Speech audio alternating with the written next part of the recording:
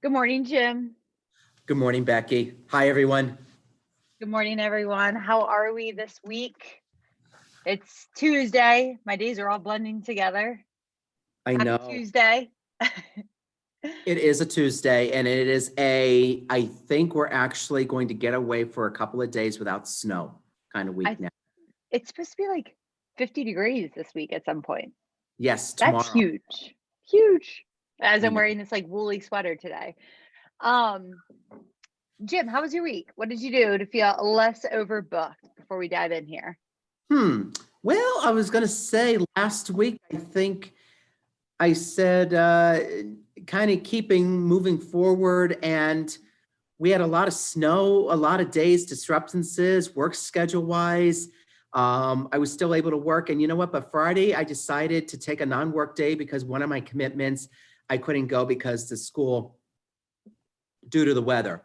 So I'm Mhm. taking a day off on Friday. So I kind of I was less overbooked that day. What did I do? I did some cleaning and so I'm Mhm. still doing work in the house, but I could turn my music on, spend time with the dog, spend time with my wife this weekend. And, and I've been back out walking every day as long as There we it's go. icy or snow covered, like icy with the dogs. So I was out the last few days, last night on the treadmill again. So just I've been doing well. I mean, and trying to enjoy each moment and each day, you know. So how about you? That's awesome. Well, the other day, I actually was going to text you, not while I was driving, but I was driving and I saw this person like completely jamming out in their car.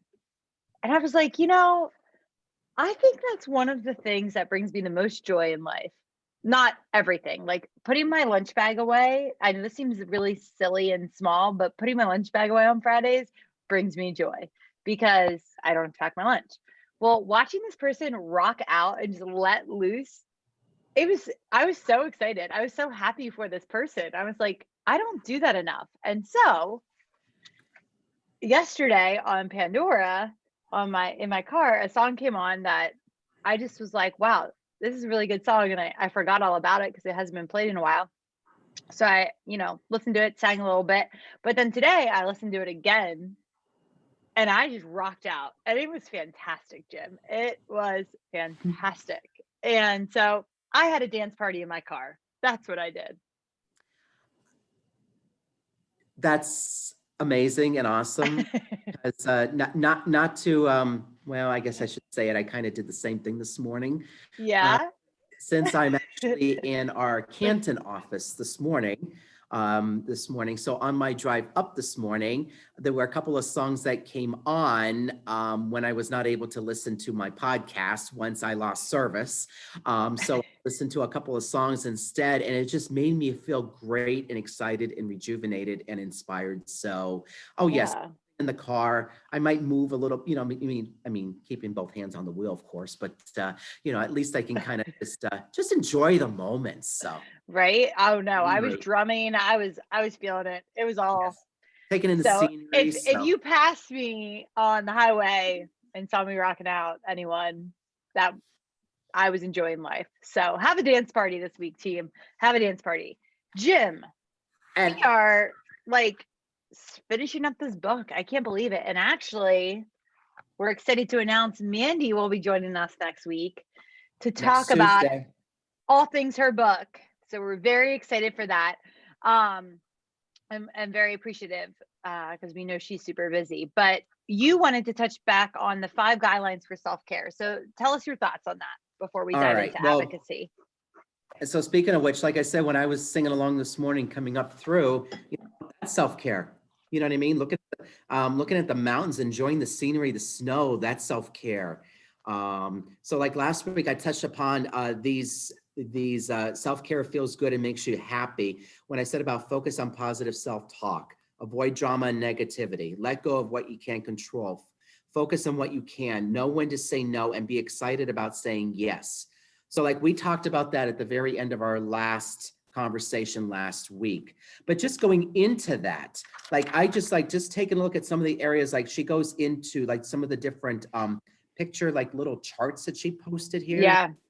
So like on page 123, physical self-care. So for example, on this page here, physical Mm-hmm. Yeah. care. So like taking a look at all of these, like a lot of these we do already, but just realizing that what you may think is not self-care is really self-care. It's so very important. So like, you know what, taking a dog for a walk, like I said, and Becky, dance like nobody's watching. That is care. That made the list. So, Yeah, that's true. I did it, but Mandy. I did it. but you know what? And I love what Mandy has here. I mean, it could also be attending to dental needs, staying hydrated, eating healthily. You know what I mean? So just getting regular physicals, taking control of health issues like diabetes, eating healthily, like she has this here, like eating, like just making a few different changes. Like I made a couple of changes just in the last week for myself that I've been doing. Mm-hmm. Feeling more energy. I've stopped eating. I've kind of gone back to a little bit of the intermittent fasting again. So I'm going at least 12, 13 hours now Wow. without eating anything. So like I'm trying to stop by 6 or 7 o'clock at night and then just eat something right before then I go to work in the morning. So this way, not eating later at night has definitely been a benefit. I'm sleeping a little better, getting more of a better sleep so far I've noticed. So that's good. Adding a little bit of apple cider vinegar to my water. You're just going all in. That's amazing. I am. So like just a few of those things, but it's not just self-care. It's not just about the physical part, intellectual self-care. So on page 125. So like I said, just watching a YouTube video on something on how to do something you want to do or something you Mm-hmm. want more about. That's self-care. Listening to a podcast. I did that on my way up this morning.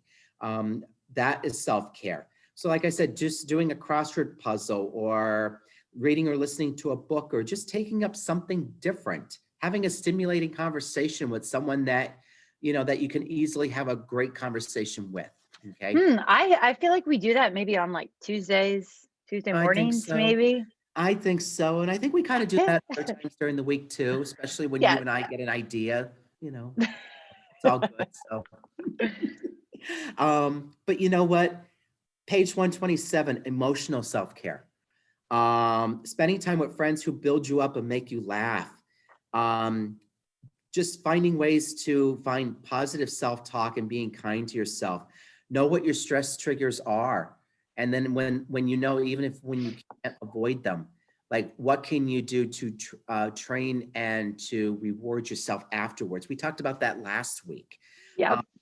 So like, it's just so very, very important. So like, what can we do to take care of ourselves emotionally? They go into, like I said, emotional self-care, spiritual self-care, taking those deep breaths, reflection, something that you love to do, a volunteer for a cause that you love to do. What are you grateful for? Having a gratitude journal, random acts of kindness. So many of these things we do on an everyday basis, and we just do it because it's just who we are. But it's just so very important because what we think is what we're doing naturally can mean the world to someone one day that maybe they just really needed to hear that. So, and no matter what, like right now, take a deep breath. Take a Yeah. deep breath. Do those self-checks with yourself, the mindfulness, of taking advantage of therapy animals. Oh my gosh, my dogs, they're therapy in itself every single day. You know what I mean? It's just, When they're not jumping and barking and biting at your shirt. Yeah. That's no, my no. dogs. And even when they're doing that, they're excited. You know what I mean? And it's, you know what? There's just so much great information that Mandy has here that I bookmarked it. And it's just, I just want to constantly refer back to, maybe Mm-hmm. on an everyday basis, just so that I can just remember what I need to do every day. Well, So, and I think it's like a really, we talked about before with like this vision wall idea, like make, have some of these ideas written on a board and try to do one each day. And then you can do like a balanced self-care each week. There's 5 categories. You could do one Monday, Tuesday, well, and so forth. She Yeah. talks about a little bit when she talks about her emotional self-care, she talks about that balance. Like it's never really a 50-50 balance. It reminds me, Simon Sinek just released one of his short like clips too about talking about balance. Like balance isn't really like you're on a seesaw. It's more like, woo, like, you're never perfectly balanced. So Mhm. finding there that works, that's fantastic. Yes. So, And Becky, I think just going into the last section on advocacy, oh, I mean, the quote on page 145, just to start it off. yeah. Go ahead, Jim, read it. I thought it was so good. I think it deserves reading. Okay, the quote says, "You're not stuck. You're just committed to certain patterns of behavior because they helped you in the past. Now those behaviors have become more harmful than helpful. The reason why you can't move forward is because you keep applying an old formula to a new level in your life. Change the formula to get a different result." So changing the formula, that's all we need to do. And it's okay to make those changes. We're not Mhm. meant to be here to do the same thing over and over again. That's one realization that I've had more recently. You know what I mean? Change my formula and get a different result. And if it's not working, change the formula again. And the results may keep changing as well. And it's okay. It's your life and it's my life and it's your life, Becky. And so, Yes, thank you, Jim. Yeah, I thought, Mandy in this advocacy part, wow, like she just opens up, her yes. vulnerability shows through, and she talks about some of her struggles, which, in her life and with her family, and so I thank her for her vulnerability. This whole quote, it reminds me when I, was younger, and I'm still like, we have counseling and everything, and my counselor would talk about how like your brain for so many years you've been like digging this ditch, one pathway. I don't know if I'm explaining it as well as she did, but one pathway that's going, and that's how the water is flowing. But if you want to change something, you've got to reroute it. And so it takes time. It takes difficult conversations too, because sometimes your behavior is that way because that's how you were raised, and sometimes it takes some time. So Mhm. you can get out of that and not be stuck. But she talks about, this culture of support. And so, like, really, I put in here in my annotation here, culture equals engagement. Like, your amount of engagement is really dependent upon, in my opinion, the culture.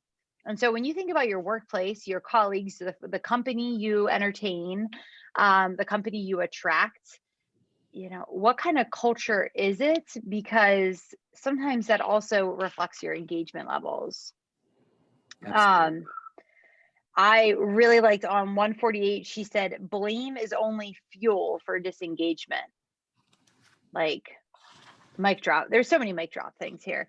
Um, you know, there's plenty of responsibility to go around when it comes to educator engagement. Like we talk about this, oh, this person did this and this has helped my engagement, da, da, da. But when it's disengagement, it's I blame you, I blame you. But it's the so-and-so that she goes on and says, you cannot change that so-and-so. So we need to Mhm. stop placing the blame. Um, what's that saying when you point your finger, like one's always pointing back at you, or three are pointing back at you. Um, so I think that whole idea of there is no Yes. blame. No, there's a But reason. And um, I liked 155, just that last paragraph. We all have a responsibility to support each other when it comes to mental health. It may not be our fault, but it is our responsibility to create an environment of safety and concern when it comes to both ourselves and the people we work with. mhm. So, you know what? Take care of each other. You know what? And even if you think, oh, it's the same thing over and over again, you know what? Support that person. Support them, because you may be just that kind word or that need that they need. And you may just be that benefit for them to continue just to move on in a positive way. So, um, And the idea of, what's the most powerful is just destigmatizing that whole mental health and the impact of adversity. yes, Talk about it. The most powerful thing you can do is talk about it and be open about it. yes, Things like we're doing right now.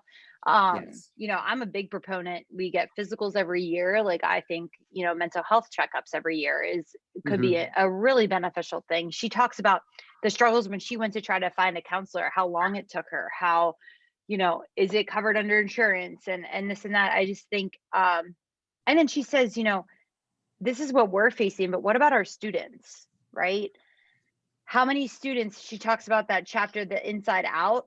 So like Yes. on the outside, or maybe it's the outside in, the inside versus the outside on page 162, we try to, as teachers, and I never realized, and then when I read this, I was like, oh, she's so right. We try to when someone comes to us with a problem, we try to fix it right away. I just think that's part of, as an educator, it's something we try to do. We try to fix it, try to find the solution. But really what we should do is just be like, what can I do to support you? Start there. Yes. And just that phrase, like I had a text this morning from someone, oh, I'm so nervous about this, and right away I was trying to fix it. I looked back at the conversation. I probably should have said, what do you need me to do to support you? Right? Oftentimes, if you ask your students that and your peers, many people, it might be like, I don't know what I need from you. But the whole idea of the inside versus the outside, there's some people, many people, that on the outside, we have no idea what they're going through. They play it well. My family used to be one of these. And then we go through things in life, and it's about those true colors. I don't know. I just thought so vulnerable, Mandy. I was fantastic. Vulnerable, and I was going to say keeping it real, because I think so many things, like honestly, that Mandy has said in this book, it hit me in a way that it reminded me from my life and how I can turn it around, not to reflect in a negative way, but okay, this is what happened. This is what I can do now. Yeah. I mean, so I can't even stress the amount of importance of reading this book when you have the available time. If you've read it already, great. If you haven't yet, please, I highly recommend taking some time to read what Mandy has to say. Like I said, it's not just for teachers and educators, it's for everyone. There's so much incredible, valuable information in here, and just so much personal experience as well, that I can relate so much to Mandy. And I'm so thankful to have had this opportunity to read. Yeah, I'm really excited that we'll have her next week to ask her some questions. Yes. If you all have any questions, please reach out to us via Yes. Twitter. You see our postings. Yes. We did intentionally do this book at this time of the year. It's February, it's March. It's that time where we tend to lose our flame a little. And so we want you to know you're not alone, and we're excited that you're on this journey with us. And we're ending this book. Next week we have Mandy, Yes. but then the next week we start our next book. Hold on, I need to find it. I need to get it. It's interesting to say, because Mandy has mentioned her in her I know stories, and all the right. author is Dun, dun, dun, dun. Go ahead. I'm trying to find my book. okay. Well, the author is Brene Brown, and the author is Brene Brown, and the book is called Rising Strong. Yeah, I have too many books. I need to. So that's okay. So we will show you the book for our next session. Yes. But in the meantime, Rising Strong by Brene Brown will be the next book that we will be our final book, I think, for this school year. For the school year, yeah. So, but again, thank you all so much for always just watching, supporting the kind comments. And like I said, please continue to share this with your friends. And it's just a nice way just to kind of catch up with each other. And absolutely. And it'll be a great summer reading if you need to catch up in the summer. The Rising Strong focuses on the vulnerability and also resilience. So, yes. We're reigniting our flame. How do we get back up, right? How do we get back up and get back on our feet and re-engaged? So everyone have a fantastic week, and we will see you next week with Mandy. All right. See you all. Take care.